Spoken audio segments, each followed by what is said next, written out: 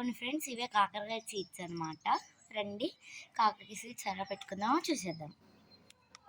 ఇదిగోండి ఫ్రెండ్స్, ఈ విధంగా మట్టిని ఇట్లా లూజ్ చేసుకోవాలి. దీనికైతే నేను 3 హోల్స్ అనేది పెట్టుకున్నాను.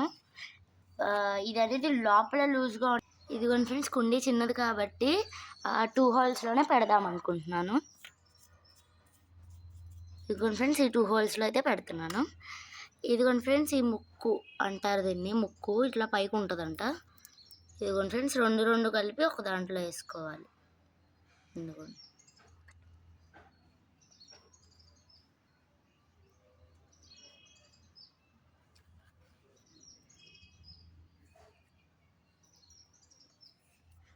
లైట్గా అంటే ఇట్లా మట్టి వేసేసుకోవాలి ఫ్రెండ్స్, ఒత్తుకోకూడదంట.